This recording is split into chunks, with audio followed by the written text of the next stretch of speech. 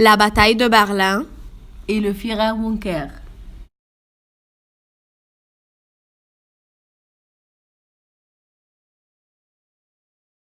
La bataille a lieu à Berlin du 16 avril 1945 jusqu'au 2 mai 1945. Les opposants sont le Reich allemand et l'Union soviétique avec la Pologne. Un résumé du déroulement avant la bataille. En 1941, l'invasion de l'URSS. En 1941-42, la contre-offensive soviétique. En 1943-44, libération de l'Ukraine et de la Biélorussie. Le déroulement de la bataille. Après la victoire à Stalingrad des Soviétiques, l'URSS est libérée et progresse vers l'Allemagne. Durant l'été 1944, une gigantesque offensive russe engage 600 divisions d'infanterie et 110 blindés. Sans près de 10 millions d'hommes, l'URSS est entièrement libérée en août. Staline veut s'emparer de Berlin avant les Occidentaux. Il engage 2 500 000 hommes dans la bataille. Le 20 avril 1945, c'est le jour de l'anniversaire d'Hitler. Il se réfugie dans son bunker, sous les jardins de la chancellerie.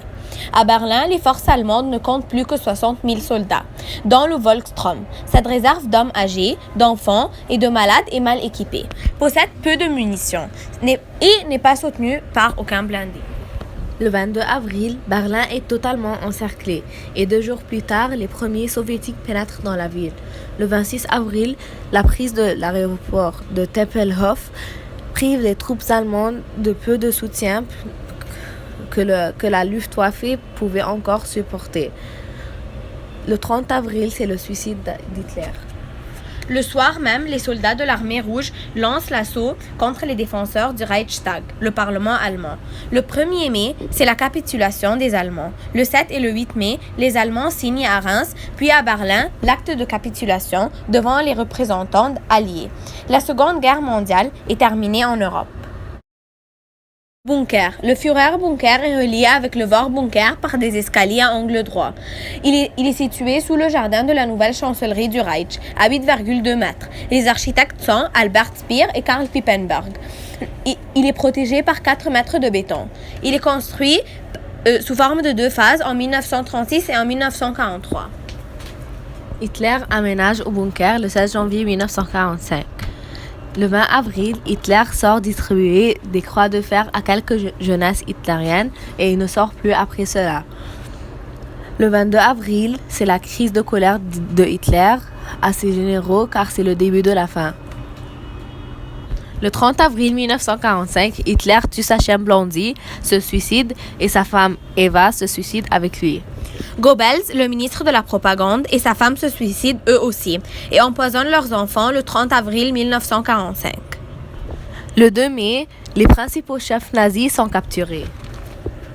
Albert Speer. Il est le ministre de l'armement et de la production de la guerre.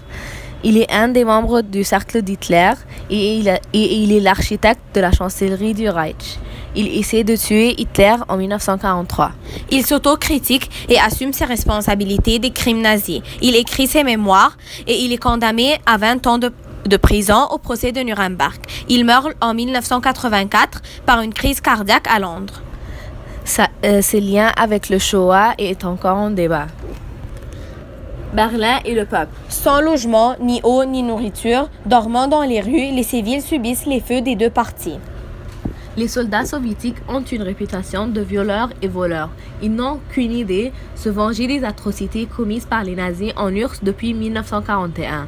Un soldat dans la photo de la prise du Reichstag porte 2 montres, ce qui montre leur vol.